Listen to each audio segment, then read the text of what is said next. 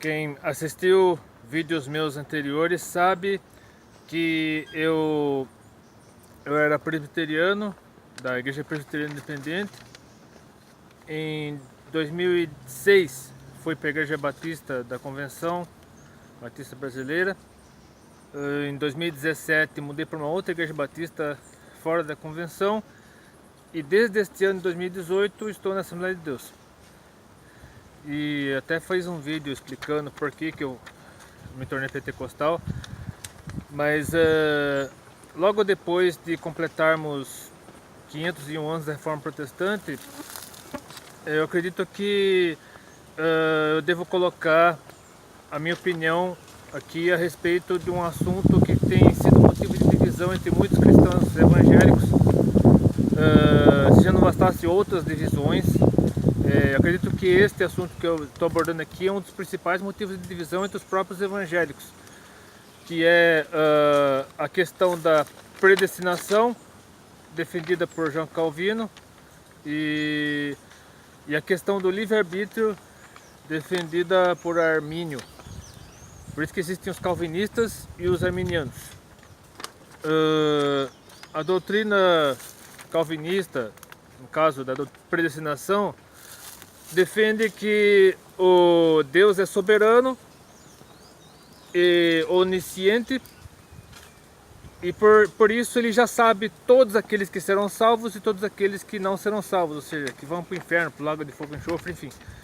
Portanto, é a doutrina da eleição e reprovação, ou rejeição, não lembro. Então, por mais que tenhamos que pregar o evangelho, por mais que tenhamos que sair e resgatar as pessoas do inferno e tal, mas Deus já sabe, já determinou, já predeterminou todo mundo que será salvo e quem não será salvo. Já a doutrina do livre-arbítrio, a doutrina arminiana, diz que o ser humano, o destino da humanidade, o destino do próprio ser humano, salvação, perdição, está todo nas mãos do ser humano. Deus é um mero espectador, ele está apenas assistindo tudo que está acontecendo, mas tudo que está acontecendo na humanidade, inclusive aqueles que serão salvos, que se perderão para sempre, está tudo nas mãos do ser humano, das escolhas do ser humano.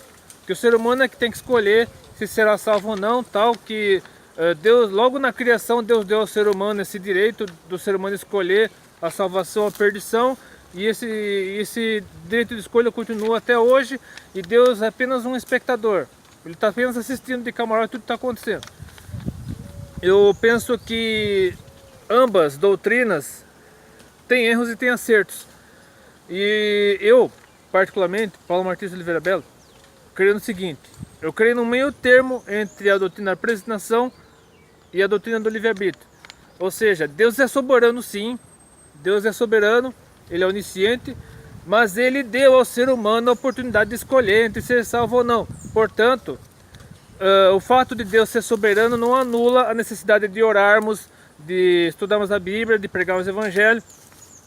E também o fato do ser humano ter o direito de escolher entre ser salvo ou não reflete o amor de Deus pelo ser humano, a ponto de dar ao ser humano a oportunidade de escolher crer em Cristo ou não. Ou seja, Jesus veio a este mundo, morreu em nosso lugar, entregou-se na cruz em nosso lugar, ressuscitou, agora está de Deus Pai, mas somente serão salvos aqueles que creem nele. Ou seja, o ser humano tem a oportunidade de ser salvo, está nas mãos do ser humano a escolha de ser salvo ou não.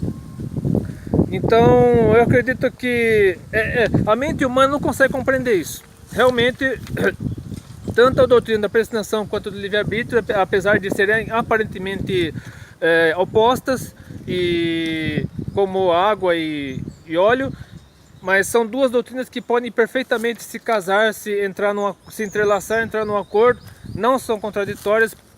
É que a mente humana é tão limitada, nossa mente é tão limitada que não consegue entender como um Deus soberano e onisciente pode dar ao ser humano a oportunidade de escolher ser salvo ou não.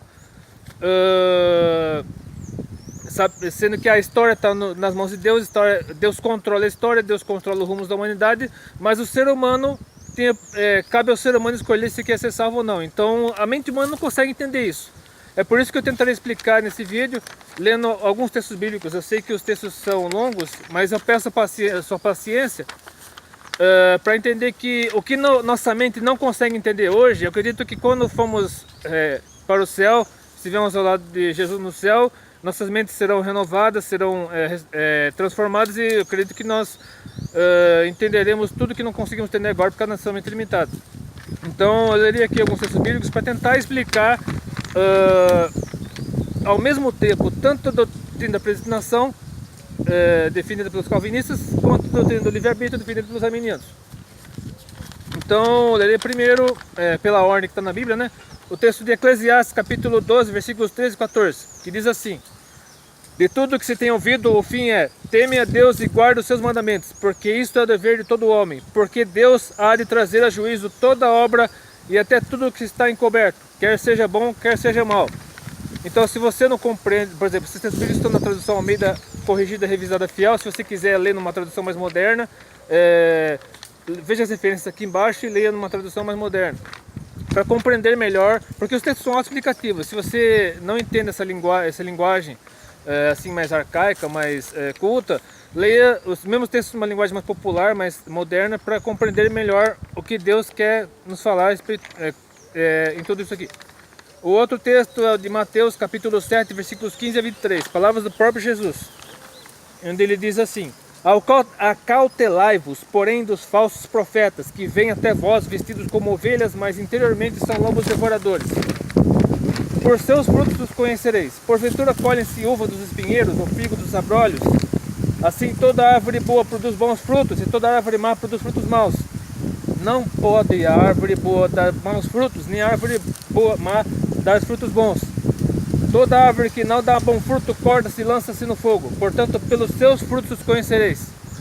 Nem todo que me diz Senhor, Senhor, entrará no reino dos céus, mas aquele que faz a vontade de meu Pai que está nos céus. Muitos me dirão naquele dia: Senhor, Senhor, não profetizamos nós em teu nome, e em teu nome nós expulsamos demônios, e em teu nome não fizemos muitas maravilhas?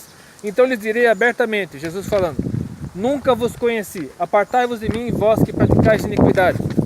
Isso tem muito a ver com pessoas que estão infiltradas na igreja, mas que não estão verdadeiramente convertidas, que estão trabalhando a favor do inimigo, a favor do diabo, em vez de estar trabalhando pelo reino de Deus. Jesus também, na verdade, o escritor João, evangelista, filho de Zebedeu, aqui na carta, no Evangelho de João, capítulo 1, versículos 11 a 13, falando, resumindo o ministério de Jesus, a primeira passagem de Jesus por esse mundo, ele diz o seguinte: veio, no caso de Jesus, para o que era seu, e os seus não o receberam, mas a todos quantos o receberam, deu-lhes o poder de serem feitos filhos de Deus, aos que creem no seu nome, os quais não nasceram do sangue, nem da vontade da carne, nem da vontade do homem, mas de Deus. Agora um texto longo, e eu peço a sua paciência para tudo que diz esse texto, que ele explica muita coisa a respeito do plano de salvação e dá muitas respostas, tanto à doutrina da predestinação quanto à doutrina do livre-arbítrio. Carta de Paulo aos Romanos, capítulo 10, versículos 1 a 17. Irmãos, o bom desejo do meu coração e a oração a Deus por Israel é para a sua salvação, porque lhes dou o testemunho de que tem zelo de Deus, mas não com entendimento. Porquanto, não conhecendo a justiça de Deus e procuram estabelecer a sua própria justiça, não se sujeitaram à justiça de Deus. Porque o fim da lei é Cristo para a justiça de todo aquele que crê. Ou seja, o objetivo final da lei é Cristo. A lei nos aponta para Cristo. Que a lei não deve ser um fim em si mesmo, mas um meio pelo qual chegamos até Cristo. Ora, Moisés descreve a justiça que é pela lei, dizendo: o homem que fizer essas coisas viverá por elas. Mas a justiça que é pela fé diz assim: não digas em teu coração: quem subirá ao céu? Isto é, a trazer do alto a Cristo. Ou quem descerá ao abismo? Isto é, a trazer dentre os mortos a Cristo. Mas que diz: a palavra está junto de ti, na tua boca e no teu coração. Esta é a palavra da fé que pregamos, a saber, se com a tua boca confessares ao Senhor Jesus, e em teu coração creres que Deus ressuscitou dentre os mortos, serás salvo. Repito. Repetindo esse versículo, que para entender bem: se com a tua boca confessares ao Senhor Jesus, e em teu coração creres que Deus ressuscitou dentre os mortos, serás salvo. Ponto. E continuando: Visto que com o coração se crê para a justiça e com a boca se faz confissão para a salvação. Porque a Escritura diz, todo aquele que nele crê, no caso em Jesus, não será confundido. Porquanto não há diferença entre judeu e grego, porque um mesmo é o Senhor de todos, rico para com todos os que o invocam. Porque todo aquele que invocar o nome do Senhor será salvo. Como, pois, invocaram aquele em quem não crer? Agora, preste atenção você que defende a doutrina da predestinação. Dizendo que não precisa pregar o evangelho porque Deus já sabe quem será salvo, quem vai para o inferno, não sei o que. Presta atenção. Como, pois, deixa eu ver. Como, pois, invocarão aquele em quem não creram? E como crerão naquele de quem não ouviram? E como ouvirão se não há quem pregue? E como pregarão se não forem enviados? Como está escrito, quão formosos os pés dos que anunciam o evangelho de paz, dos que trazem alegres boas novas de boas coisas. Mas nem todos têm obedecido ao evangelho, pois Isaías diz, Senhor, quem creu na nossa pregação? De sorte que a fé é pelo ouvir, e ouvir pela palavra de Deus. Portanto, a pessoa tem a oportunidade de escolher entre ser salvo ou não. E essa oportunidade é dada somente àqueles que ouvem o evangelho. Aqueles que não ouvem, permanecem na ignorância e se perderão por causa de sua ignorância, e Deus prestará conta de nós a respeito disso. Todos aqueles que não ouviram do evangelho e se perderem por causa disso. Continuando, tem um outro texto longo aqui, peço novamente sua paciência. É um texto muito usado por aqueles que defendem a doutrina da predestinação. Mas eu gostaria que você prestasse atenção no que diz aqui, lendo inclusive esse texto numa versão mais moderna para compreender melhor o sentido aqui, porque esse texto fala da certeza da nossa salvação em Cristo. Que existem muitos no meio que creem na doutrina da predestinação, que dizem que o ser humano ele pode perder a salvação, que não podemos ter tanta certeza da salvação assim, porque isso seria arrogância nossa, seria prepotência nossa. Pessoas de fora da igreja, pessoas do mundo, ateus, agnósticos, dizem que é muita arrogância nossa dizer que nós devemos ter certeza da nossa salvação. Mas esse texto aqui mostra que nós somos selados com o Espírito Santo. E o texto de Efésios, capítulo 1, versículos 3 a 14. É um texto longo, mas como tem vírgula, ponto e vírgula, é tudo interligado, é preciso ler todo o texto até final para compreender melhor o plano da salvação em Cristo e responder devidamente à doutrina da predestinação. Bendito o Deus e Pai do nosso Senhor Jesus Cristo, que Efésios 1, de 3 a 14. Bendito o Deus e Pai de nosso Senhor Jesus Cristo, o qual nos abençoou com todas as bênçãos espirituais nos lugares celestiais em Cristo, como também nos elegeu nele antes da fundação do mundo, para que fôssemos santos e irrepreensíveis diante dele em amor.